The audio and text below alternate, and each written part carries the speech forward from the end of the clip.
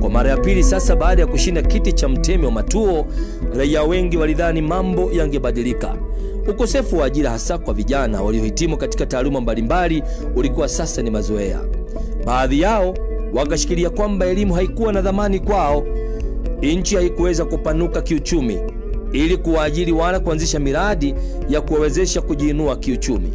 Aghalabu ajira chache zilizopatikana zilipewa watu wasiokuwa na ujuzi wala maarifa.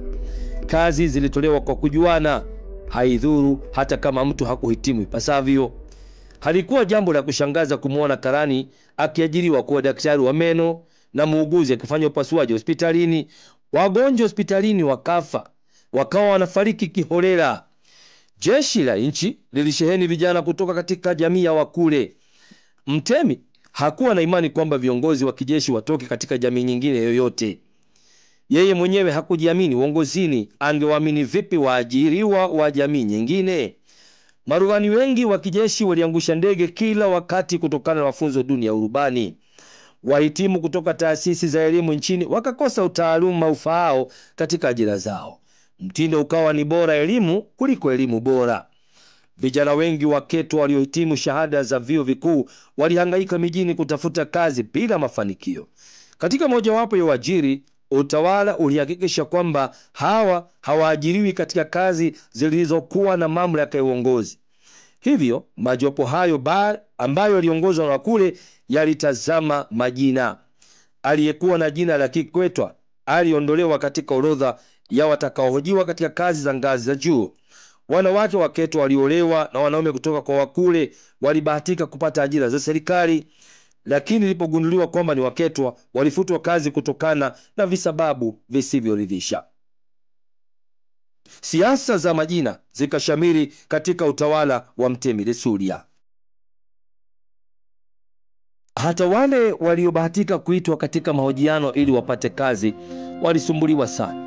Waketwa walipitishiwa misururi ya maswali yasiyokuwa na uhusiano wowote na kazi walizotuma maombi. Wengi walivunjika moyo, wakakataa hata kutuma maombi ya kazi serikalini. Baadhi ya wale waliobahatika waliajiriwa kwenye kampuni za watu binafsi au hata kuanzisha biashara za kibinafsi. Aidha, idadi kubwa ya wale waliomaliza shule iliajiriwa katika viwanda na mashamba za matajiri. Wengi walihudumu katika mashamba ya maua, ili hali wengine walizalisha bidhaa mbalimbali viwandani wakiwa kama vibarua. Ukosefu na matumaini ya kuishi ulianza kuhasiri mifumo ya kijamii. Asasi ya familia ikaathirika sana pale mizozano ya kifamilia ilipokithiri. Waume kwa wake wakawa makatili kiasi cha kuangamiza makinda yao. Mume akamgeukia mke na kumchinja, naye akafanya vivyo hivyo. Mauaji ya kifamilia yakawa matukio ya kila siku. Maadili yakahama. Upendo ukatoroka kupitia dirishani. Uhitaji ulipobisha mlangoni. Huu ndio ujinga waliokuwa nao.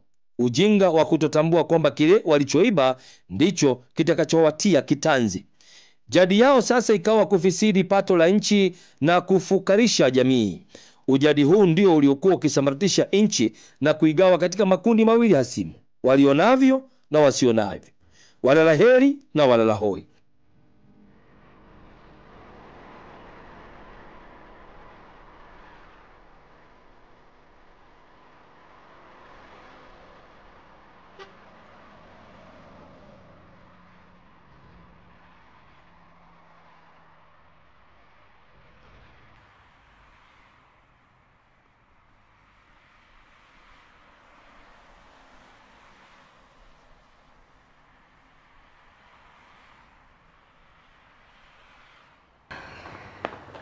Asante sana kwa kuja. Thank you, asante. Si afisa wa ngazi za juu au tarishi,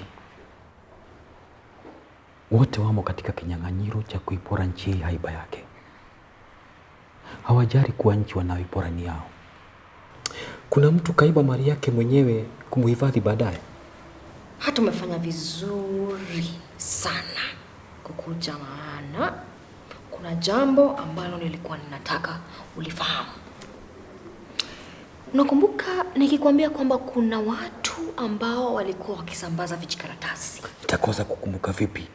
Na ujumbe ulikuwa kuwataka nyinyi hame kutoka makati yenu.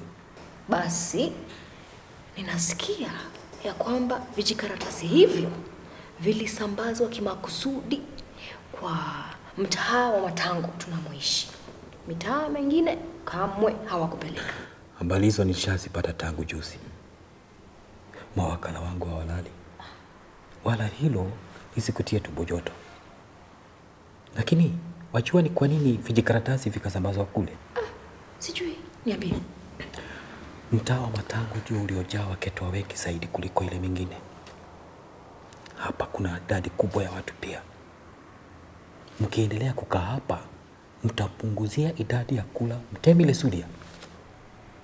Pia, badala ya kumtegua Sagilu, mtamweka mtu ambaye hamtaki. Ndio maana wanataka kuwafurusha mrudi makwenu huko Nengoni, mkachaguane wenyewe huko.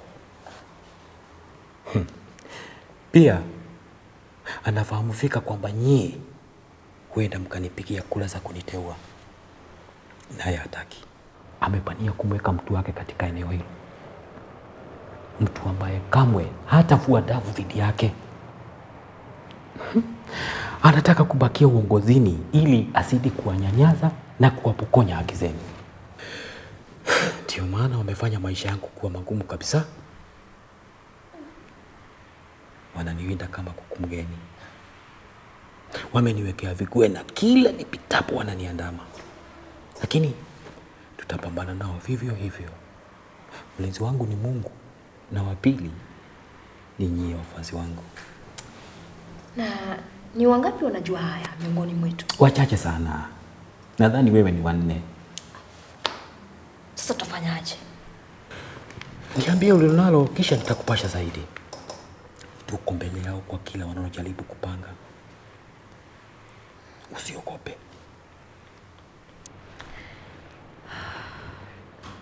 Sikiliza Lonare.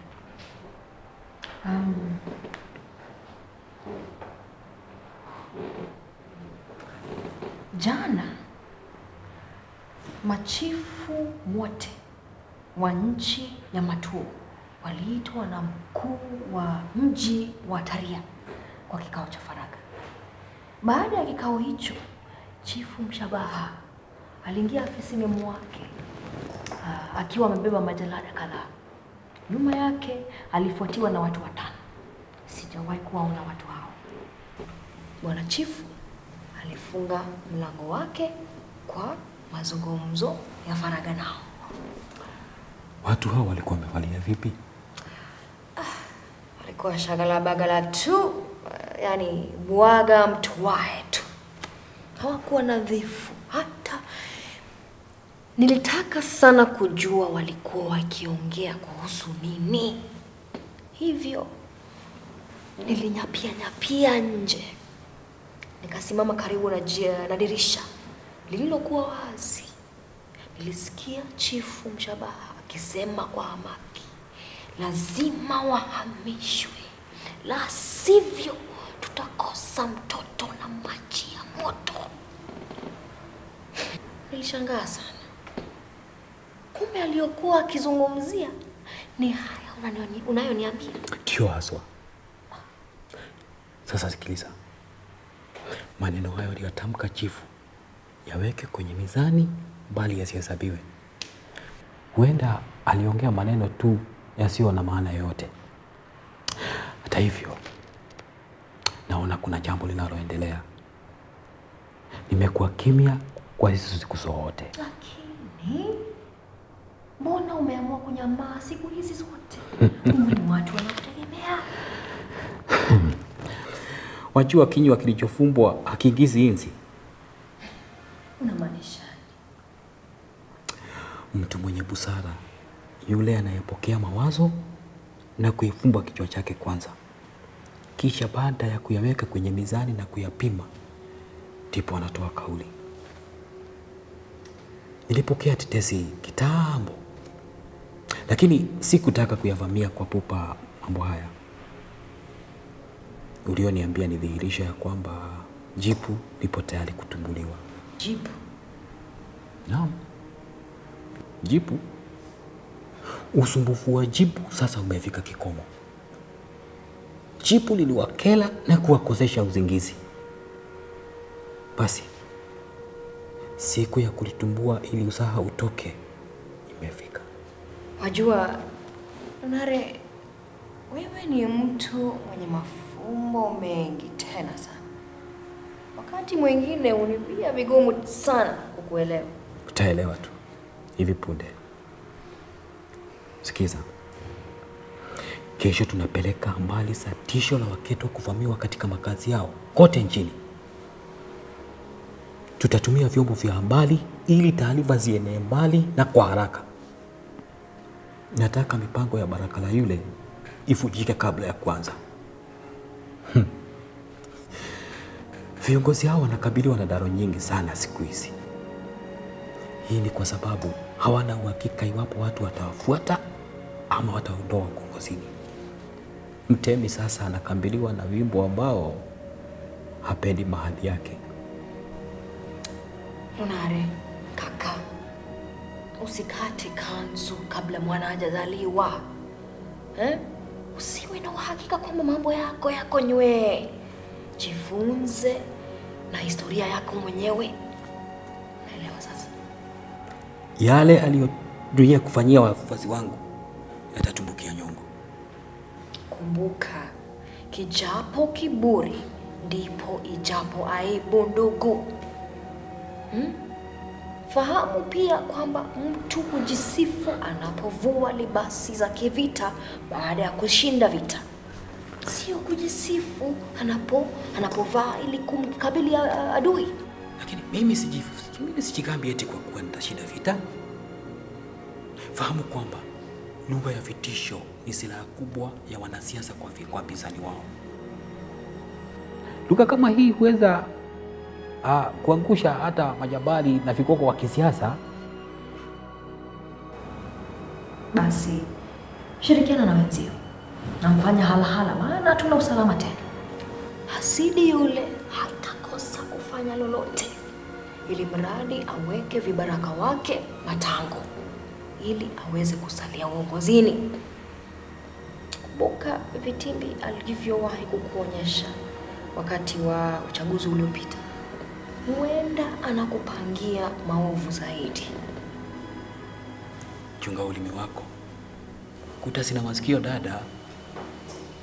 Pole kaka. Lakini huu ni ubaguzi na ukatili wa hali ya juu.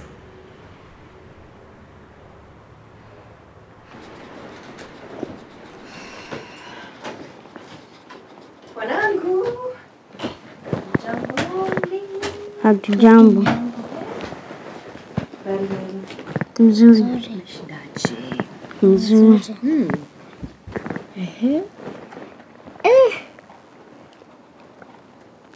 Unafanya coloring? Ndio mama. Na wewe mathematics? Ndio. Mlipewa kazi nyingi? Hapana. Haya basi. Wacha niwapatie kitu ya kukula alafu mtaendelea na kazi, si ndio? Ndio.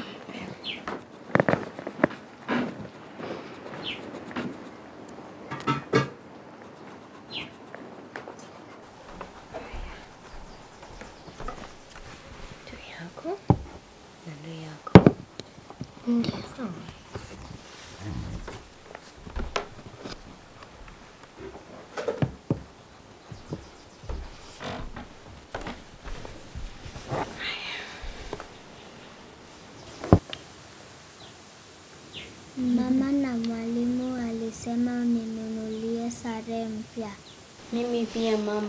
Mwalimu aliniambia nisiende shule kama sina sare mpya. Poleni sana mwanangu. Msijali, nitawanunulia kesho, sawa? Sasa mama wa watu atoe wapi pesa? Tatizo lake halikuwa na dawa wala kafara. Ulitima ulikuwa unabisha hodi taratibu. Uchefu wa pesa uliomfika ni yeye tu aliyejua. Vipi ikifika tarehe kama hii, vitu uniishia? Sio chumvi, sio mafuta ya kupika, sio sukari. La haula. Kesho itabidi nikamuone mwalimu mkuu, angalau avumilie watoto. hadi mwisho wa Did you know the 844 curriculum underwent significant change in the year 2006? That's when the syllabus changed. Pocket Positives, the best pocket-size high school KCSE revision books currently in the market. Pocket Positives, a compilation of the past KCSE exams arranged topically and form-wise from the year 2006 to the present. Pocket Positives, the most up-to-date revision books with the most updated trends in setting and marking KCSE exams. Pocket Positives, pocket size, pocket friendly. Call us on 0722-751-375 or 0722-579-271 or visit our website www.climaxpublishers.org or download our Soma Sasa app. Pocket Positives, your best revision partner.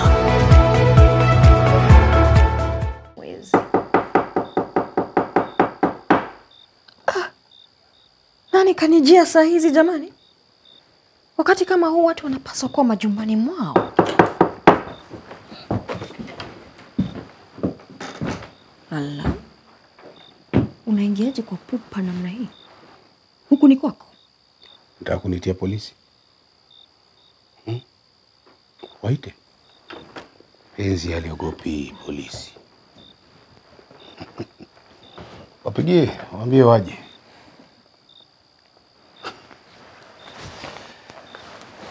Shika simu. Hey, naona hiyo yako ni kama haina credit.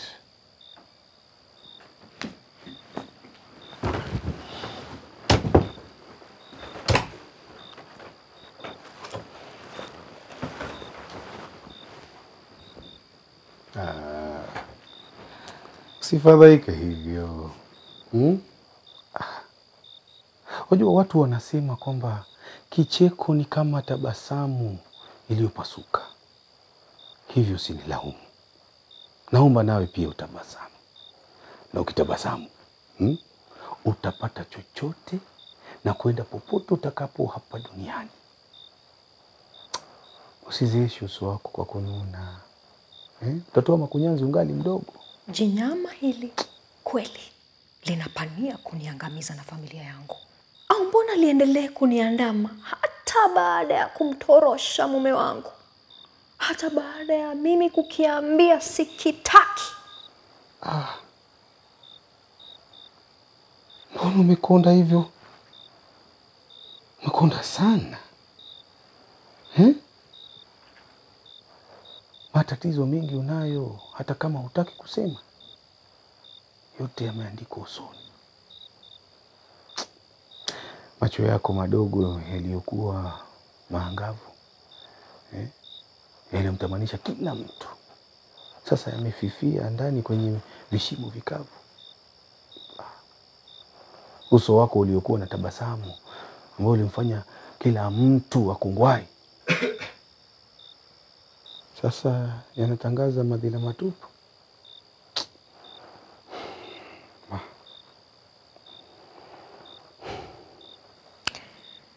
Tafadhali, Mzee Sagilu, toka uende. Yanauma sivyo? Ukweli mchungu bibie.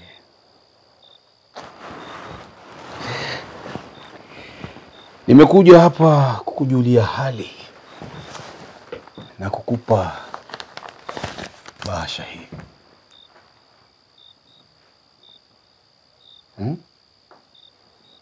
Ala. Hutaki kuangalia ni nini kilicho ndani? Hata ukasirike. Mimi sijali. Penye penzi matusi hayaumi.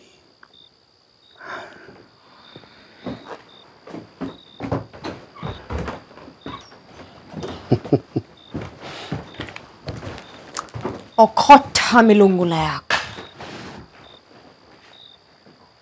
Endelea kumpotosha. Asahau kwake. Lakini mimi unipati ngo.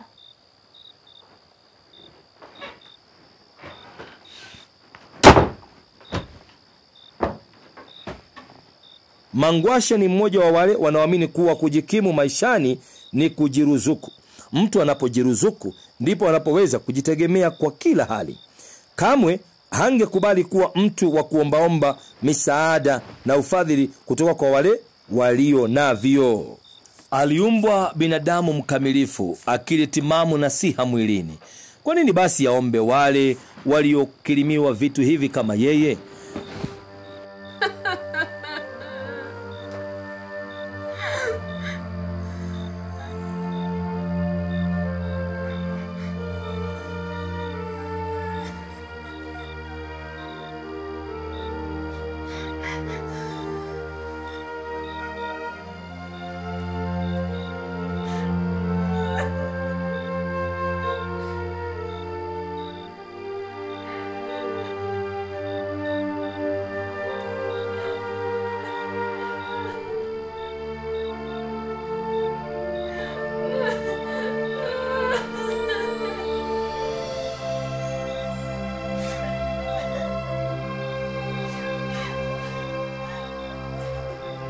Usingizi ulichukua muda kumtoa Mangwasha.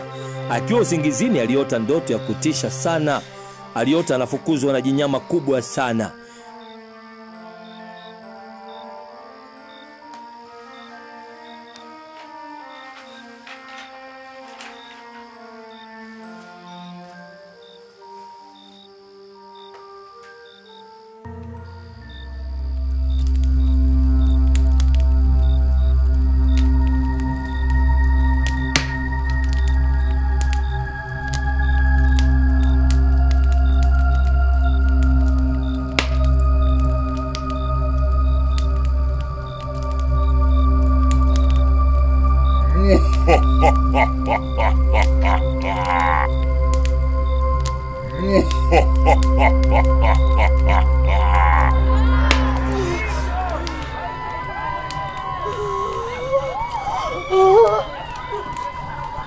Mama yangu! Mtaa unateketea! Mtaa unateketea!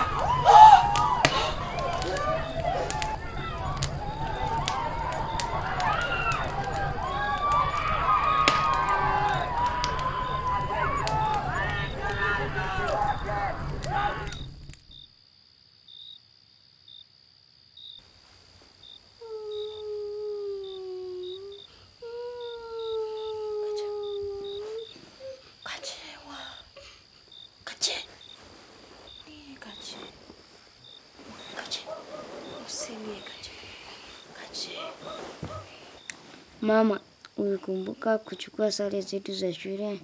Sare zipi ila magwanda yale? Nguo za kauka ni kuvae. Hakuna cha kwenda shule sasa. La muhimu kujua pa kukaa na kujua pa kutoa chakula. Sare zina faida gani sasa? Kuna wahaka mkubwa zaidi sasa. Tutaishi wapi?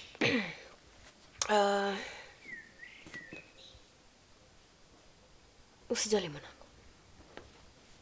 Sare utapata. Sawa. Acha niwaekee kitu kidogo mkunywe.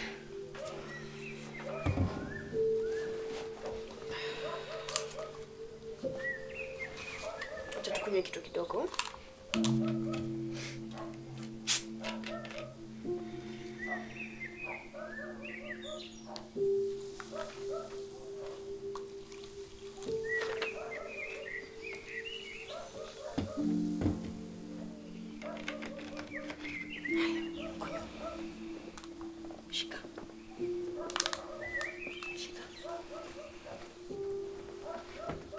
Mami, chai iko wapi? Mbona unatupia juice? Kwani hapa ni wapi mami? Kunywa kwanza. Alafu nitakujibu saa zingine. Sawa. Tukunywe pamoja.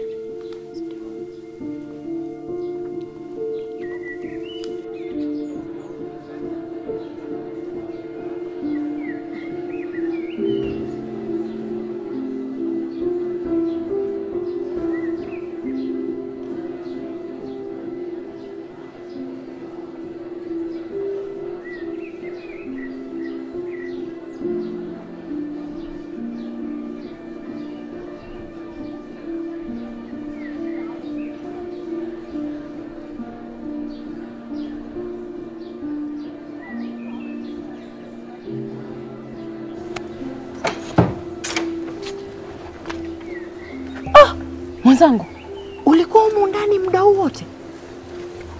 Uliingiaje humu? Mama, ulivunja kanisa ukaingia mahali patakatifu. La hasha. Nilifungua dirisha nikaingia ndani na wanangu. Tulikuwa tunahisi baridi. Wewe hungefungua mlango tuingie ndani. Moyo wako ni mgumu. Nyamaza. Huu ni wakati wa shida. Ni wakati wa majaribio makubwa. Si wakati wa kulaumiana. Polisi hawa wako hapa kuwalinda pamoja na mali yenu. Hawana ugomvi na nyinyi. Mimi ndio nimewaleta kwa idhini ya watawala. Ndugu zangu, lazima tupiganie kilicho chetu. Lazima tujifunze kusema hapana. Asiyeweza kusema hivyo, bila shaka atabaki kuwa fukara maishani. Msikubali kwenda popote mtakapoelekezwa. Matango ndio makao yenu na ndipo mtakapoishi. Hakuna aliye juu ya sheria. Wenzangu, ati nyie mliopitisha usiku wapi? Dada, yaliyotufika hayasemeki. Tulikuwa tunafunga biashara zetu usiku. Mnajua sisi hatufungi shughuli zetu mapema. Watu waendelea kuingia mikahawani, hata mnapoambia tunafunga hawasikii. Ndio maana tulichelewa kufunga. Tulipokuwa tukija nyumbani, tulikutana na watu 4 wakitujia mbio. Wote walikuwa wamebeba mageleni matupu.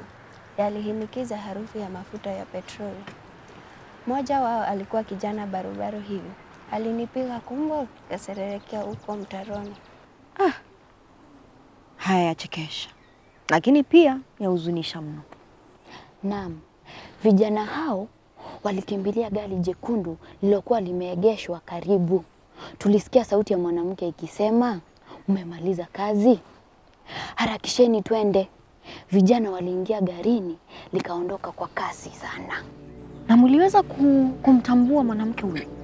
La hasha, kulikuwa na kisa dodoro.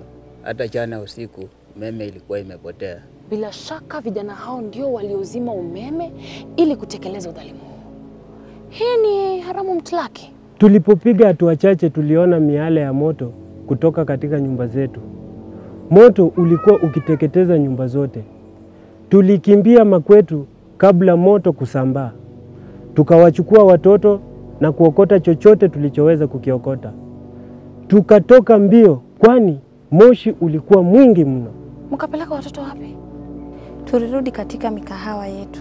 Huko ndiko tulikolala. Wenzangu, mimi ninaona ya kwamba wale vijana ndio waliotia nyumba zetu moto. Lakini lile gari jekundu lina nini? Hilo gari lilikuwa la aina gani? Tungejua vipi? Na giza lilikuwa limezagaa kila mahali. Jaribuni kuvuta fikra. Mkikumbuka lilikuwa la aina gani, tutaweza kuambia polisi wakalisaka. Lakini kuna magari mengi mekundu. Kama hatujui nambari yake, tutakuwa tunafanya kazi bure. La hasha, tutaweza kumnasa adui. Maanake kuna mtu ambaye ninamshuku. Haya basi, ninaomba muniangalilie watoto wangu. Kwa kuwa kuna jambo ambalo lazima lifanywe kwa haraka. Haya, asanteni.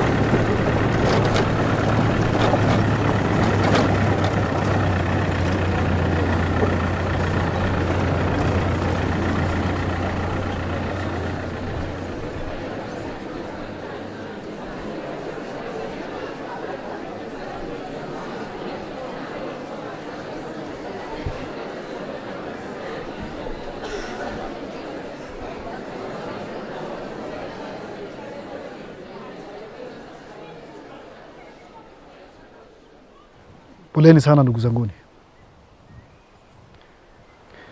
Naomba kumkaribisha mkurugenzi wa ardhi mjini Taria. Karibu. Asante. Poleni ndugu zangu kwa yale ambayo yaliwakuta. Ninawahakikishia kuwa serikali itachunguza kisa cha moto huo. Yule ambaye ukweli mtupu uko hapa. Haina haja kupoteza masaa yako za kasi. Tunataka haki zetu. Ndio. Vyeti vya kumiliki ardhi tunavyo. Ndio. Tunajua kwamba uchaguzi mkuu uko karibu. Tunafukuza ili turudi makwetu ili tukaweza kujiandikisha na kupiga kura huko. Mbona msiseme ukweli? Mimi msaliti kibaraka. Haya. Sema basi. Ukweli unauma. Wewe unaidhibiti gani? Si ngoja kwanza uelezwe. Si mambo kupayuka mama ambaye hana maana hapa. Hey. Tulieni tusikize ujumbe aliyoleta mkurugenzi kwanza. Wenda na mageni tofauti na yaliyo magazetini. Asanteni. Nisikilizeni jamani. Sijakuja hapa kwa vita. Nimekuja kuhakikishia kwamba afisi yangu itawasaidia kwa chakula, hema, madawa na mablanketi. Usituambie haya. Utuambie kwa nani aliyetuchomea makazi yetu. Nani kwa nini? Lakini kwa nini tuletewe vitu hivi na sisi wakimbizi? Kwa nini tuchukuliwe kama watu ambao wametoroshwa na mkurupuko wa nyama hatari? Ndio. Serikali watujengea makao pale kwetu. Si mahema na vyakula vya msaada. Tunaweza kujikimu wenyewe kwa nguvu zetu. Hatujashindwa kujilisha wenyewe. Serikali inaanza kusajili watu hivi ili kupiga kura hivi karibuni. Sisi hatuna makao. Tutajiandikisha wapi? Na tutapiga kura wapi? Wewe. Tumekuja hapa kutafuta suluhisho. Si mambo kupiga kura. Suluhisho ni kwamba mahema hayo yapelekwe Matango. Tuishi kwetu hadi aliyetuchomea nyumba aje ajenge zingine hapo. Hatuhami hata kwa makombora. Chanzo cha moto bado hakijapatikana, lakini upelelezi umeanzishwa. Niko hapa kuwasihi tu. Mkubali msaada wa serikali, kwa maana ndio huo upo. Yule mwanamke hakufika hapa bila sababu. Pengine ni yeye alikuwa ndani ya lile gari jekundu jana usiku. Au amekuja hapa kwa sababu za kibiashara. Kifo cha panzi, furaha ya kunguru ati. Basi. Najua ana kiwanda cha sharubati. Kesho mtamuona hapa anaagizwa vinywaji mbalimbali ili muuziwe. Wenda hata akajenga kiwanda hapa. Kesho ipi? Nani kasema tutakaa hapa na watoto hadi kesho? Acha watugawanye mahema yale uone. Sote tutarudi kwetu.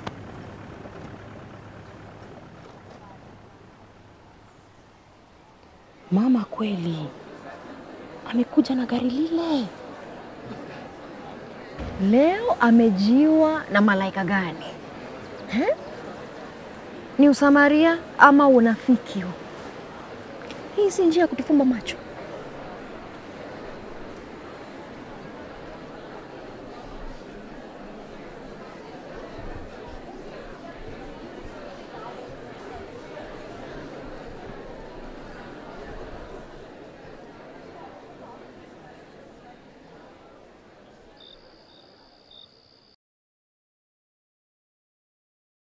Dear esteemed principals, if you haven't come across Pocket Positives, allow me to tell you about this smart way to revise KCSE.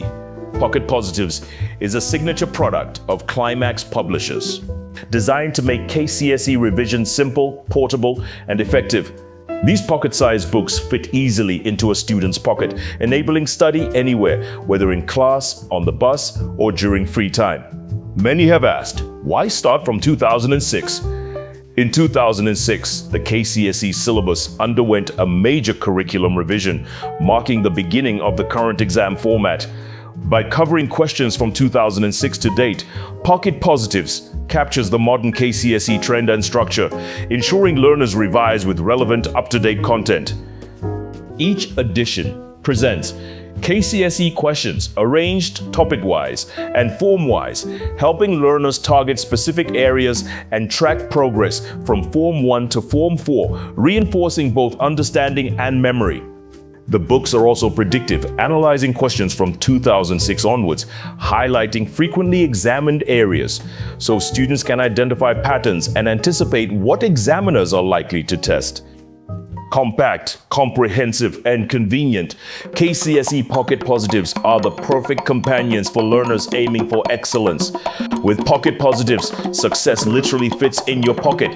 KCSE Pocket Positives are available in all bookshops countrywide. Kindly include them in your school's book list. For bulk or direct orders, contact 0722 751375. Warm regards, yours, Climax Publishers.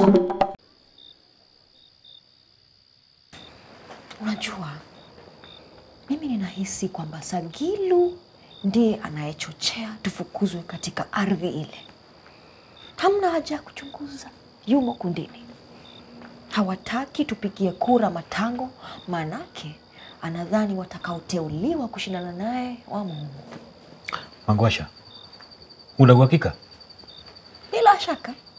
Mimi ninahisi kwamba Sagilu anataka kusimama kama mwakilishi wa eneo bunge letu. Nataki wafuasi wa Mwamba pale, maanake atamshinda. Niuliza sababu nyingine kwa nini namshuku Sagilu. Ni ipi hiyo? Kuna wanawake wachuuzi waliochelewa kufunga makahawa yao jana kutokana na kuwa kwa wateja wengi.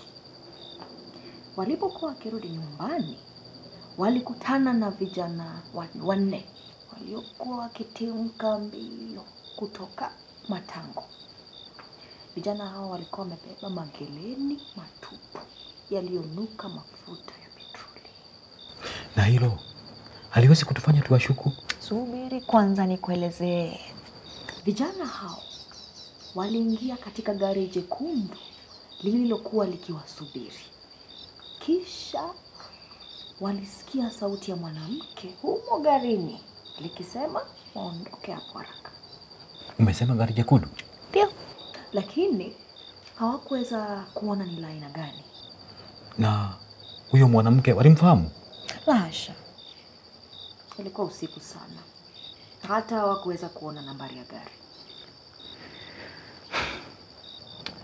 Hizo ni habari muhimu sana. Tutasipeleka mbele ili sipelelezwe zaidi. Hamtafaulu ikiwa ni uko mnaenda. Isi ile imesaki wazembe ambao kazi yao tu ni kupokea rushwa na kufurisha matumbo yao. Kuna jingine wafanyana. Ala bibi, hatuendi huko. Tuko na wapelelezi wetu wenyewe.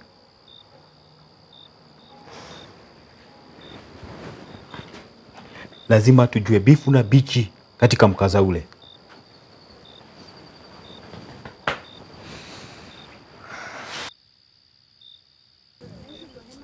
Wananchi hoye! Wana Matango hoye! Wana Matango wana Wananchi, kuna mtu aliyetufukuza kwetu? Hakuna. Ndugu zangu, kuna mtu aliyetusaidia kujenga zile nyumba? Hapana. Hatutishwi. Wananchi Matango hatutishwi. Hatutishwi. Twende tubomoe.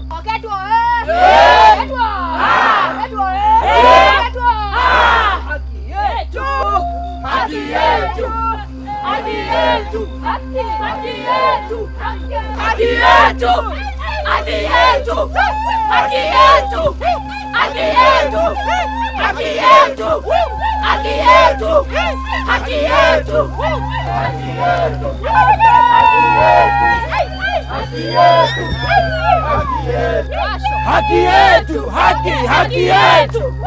Jasho letu. Haki yetu. Haki yetu. Jasho letu. Haki yetu. Jasho letu. haki yetu, haki yetu, ardhi yetu, ardhi yetu, jasho letu, haki yetu, haki yetu, jasho letu, haki yetu, haki yetu, jasho letu, ardhi yetu, haki yetu, jasho letu, ardhi yetu, haki yetu, jasho letu, ardhi yetu.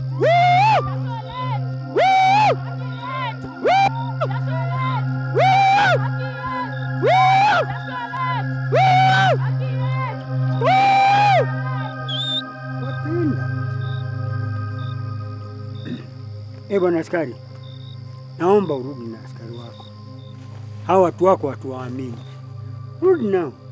Nyie mmepofushwa na siasa duni. Hata hamjali usalama wenyu na ule watoto wenyu. Ala, mambo ya kuchoma nyumba ni siasa duni? Yaani hivyo ndivyo mnavyozungumza na waliodhulumiwa? Sasa mnataka niwabembeleze ili niwalinde eh? Hatuhitaji ulinzi wenyu. Tutalindwa na Mwenyezi Mungu. Takomea. Ndeni.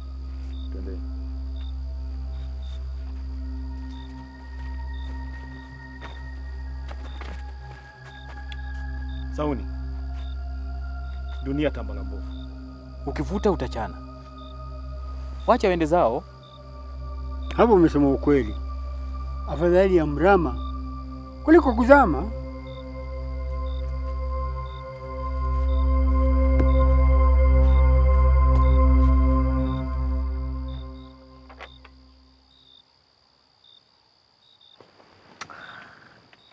Mrima, na furaha ni kitumbua chako, mini wako njugu karanga.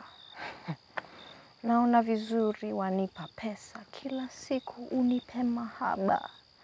Mina kupenda kama muhogo wa nazi, we mfalme wangu. Wanipeleka kunioa, mini furahi na kupenda kama halua.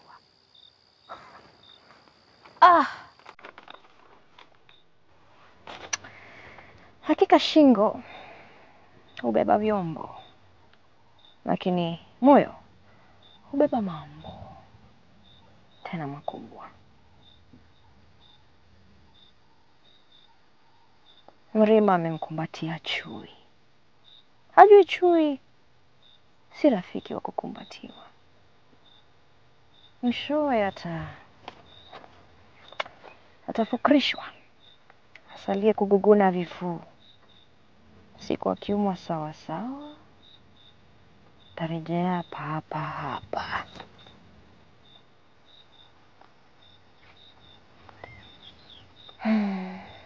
Takuwa kiramba majeraha tu.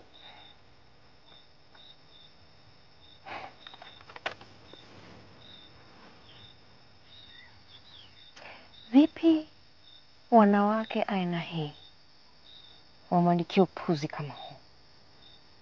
Yamaanisha nini?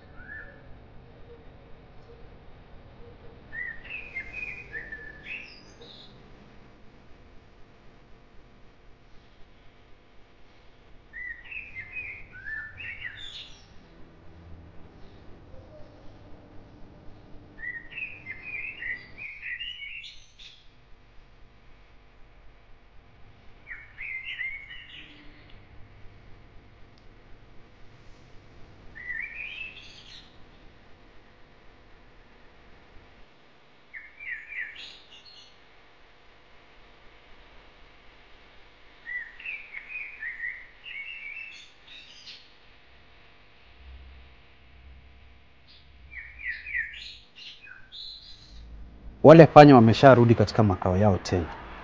Sijui ni viumbe wa aina gani hawa. Nimemtuma si haba leo aweze kukagua ujenzi wa ua. Cheti cha ardhi wamepata? Usijali mheshimiwa, kila kitu kitashughulikiwa. Kwa vyovyote vile hakikisha kwamba jalada la ardhi hiyo haipatikani. Sawa? Sawa mheshimiwa. Toka.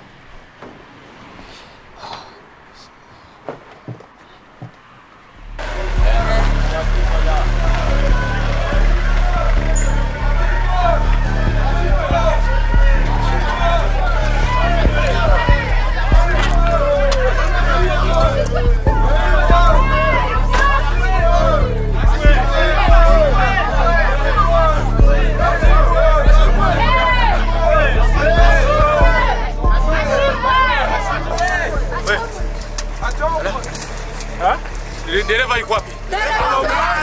Na yule mwanamke wamepeleka wapi? Wako wapi wote? Wako wao. Vipi mnateketeza gari hivyo?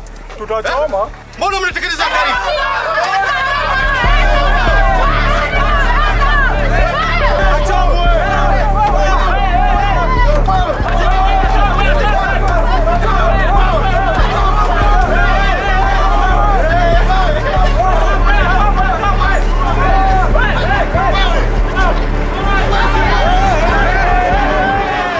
Itakuwaje mwanamke huyu atume kusambaza vijikaratasi?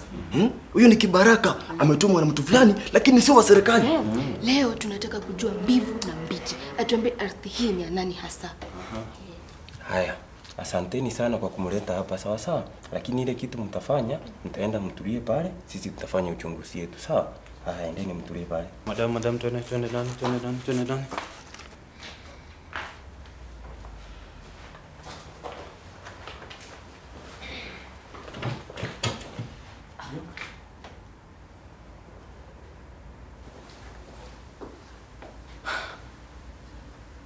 Mzee yule ndiye anayejua kinachoendelea. Ni hasidi mkubwa sana yule. Nikupe ushauri dada. Kaa mbali naye. Yule ni moto wa kuotea mbali. Ukimfuatafuata anaweza kukutendea mambo mabaya. Kumbuka una watoto ambao wanakuhitaji.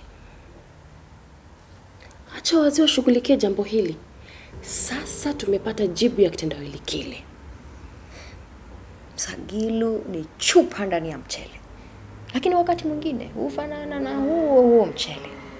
Ana dalili zote za lumbwi yule. Asante sana kwa ushauri wako. Lakini fahamu ya kwamba avae kiatu ndiye anayejua kinapompekecha. Mahasidi wale wanatupangia maovu kila wakati. Leo ni haya, kesho ni mengine. Dhuluma hii lazima ikomeshwe. Na ni sisi wenyewe ndio tutakao ikomesha. Tusitegemee serikali. Huenda wanatumia jina la serikali kuendeleza jinai. Hakuna marefu yasiyokuwa na ncha. Tutajua ukweli hivi punde. Afisa, nimeibiwa. Umeibiwa nini? Nisaidie afisa. Do you want a revision partner? Just search for Soma Sasa. Install the app.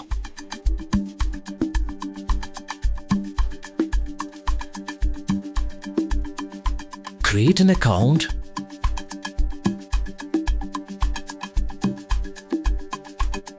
Pick the set book you want to revise and pop. You meet the best actors in Kenya, here to help you appreciate the English and Kiswahili set books. Additionally, our panels of accomplished KCSE examiners will guide you to tackle sample KCSE questions. All that at an affordable rate, and should you have any issue, call us on 0722 751 375.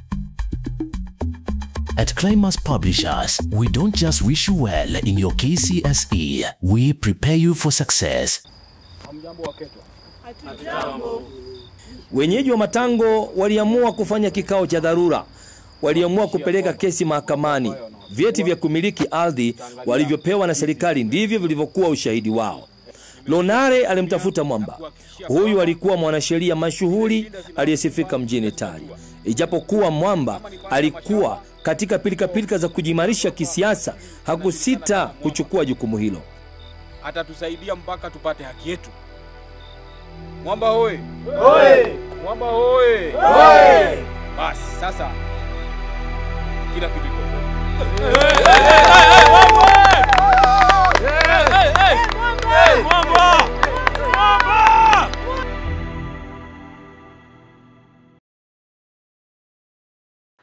Huyu Sihaba huyu, lakini si ni binadamu kama sisi.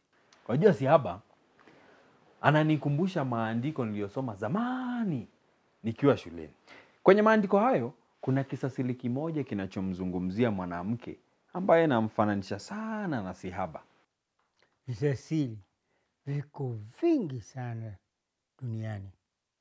Hata kule kwetu Dengoni kuna visasili vingi, vingine vya kuchekesha, vingine havina ukweli wowote ama wasili wowote. Lakini hiki si cha kuchekesha, ni cha kuudhi ba, yani cha kukufanya wachukie sana wanawake. Yani kinakufanya uchukie mamako, dadako, shagazio. Hivyo ndivyo anamaanisha. Au vipi bamdogo? Kisasili hiki kilikuwa cha watu walioitwa Waebrania. Waebrania na wajua, mmesikia habari zao. Hata nimesoma habari yao katika Biblia. Lakini uliosoma sio haya nataka kukueleza eh? Kuwa na subira babu.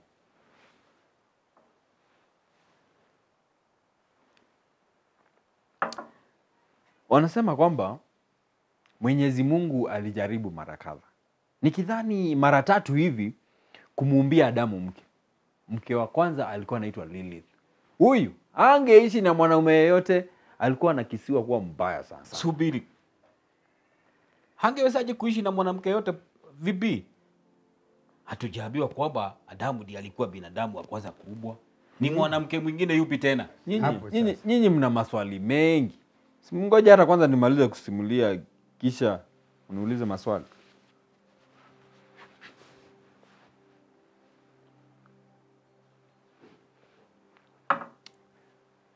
Haya basi. Mwanamke huyu alihusishwa na maovu yote yaliyohusishwa na wachawi wa nyakati zile. Alikaidi amri za Adamu hata alipolazimishwa kuzikubali kwa nguvu. Mwisho alipandwa na hasira na akapaa hewani huku akimwacha Adamu. Alitumia nguvu gani kuruka? Za kichawi? Yeah? Mwanamke huyo alielea kwenye kingo za ustaarabu wa mataifa ya ulimwenguni, huku akizaa mashetani na mapepo wachafu. Viumbe hawa walielea ulimwenguni mzima wakieneza uovu. Sasa naona kwa nini ashahibiana na wanawake kama Sihaba. Wako wengi duniani. Adamu alimwomba Mwenyezi Mungu amuumbie mwanamke mwingine mzuri, na Mungu akamsikia, akamuumbia mwanamke mwingine. Huyu sasa ndiye aliyekuwa Hawa wa kwanza.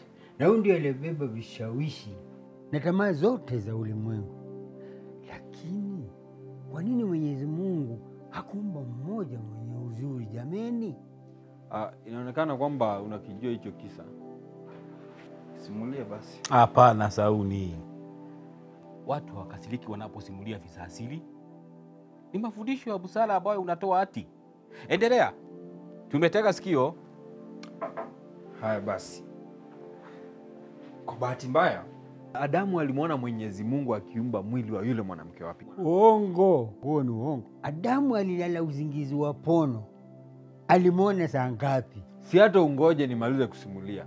Hata ujui uko mbele kulitoka nini? Basi endelea. Lakini kisasili hiki ni kama kimekolezwa chumvi hadi kukinaisha masikio. Kwa ukisikiza ni kama uvumi, uzushi ambao unaenezwa na vizazi vya siku hizi. Kusema kweli, kitendo hicho kilimkiria Adamu kiasi cha kwamba Mwenyezi Mungu alimchukua yule mwanamke.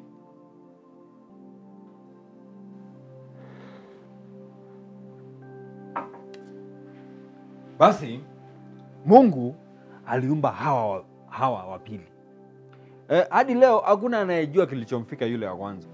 Hata huyu wa pili tunasikia na kusoma mengi juu yake. Si mzuri. Ana takrimu mbaya inayochukiza ulimwengu. Kuna mengi mabaya yamezungumzwa juu yake. Kwa hivyo Sihaba ni kisalia chake au pepo wake anayeishi miongoni mwa watu. Kisasili hicho kinaeleza kwamba wakati huu Lilith ndiye anayejitokeza ulimwenguni kwa maumbo na sura mbalimbali. Hujibainisha katika mifumo inayotawaliwa na wanaume, huku akijaribu kusambaratisha maisha ulimwenguni. Si haba ni mojawapo ya sura nyingi za Lilith. Si mnaona yale anayoyafanya? Kisasili changu kimekomea hapo. Lo, kama visasili vingekuwa za kuaminika ulimwenguni kote, sijui umma wa kike ungekuwa wapi leo. Bahati mzuri visasili vingi havina ule ukweli, havina mambo ambayo yanaweza kudhibitishwa. Lakini si mnakubaliana na kauli yangu ya hapo awali?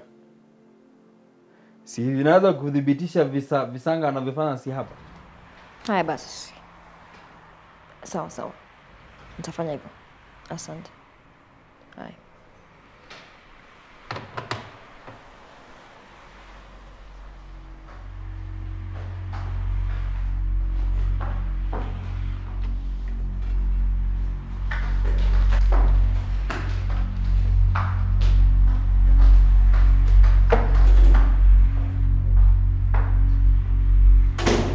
Kwa nini umemruhusu binadamu yule kuingia hapa bila idhini? Utanda wa boiboi ndio huu sasa. Hakika usilolijua ni usiku wa giza.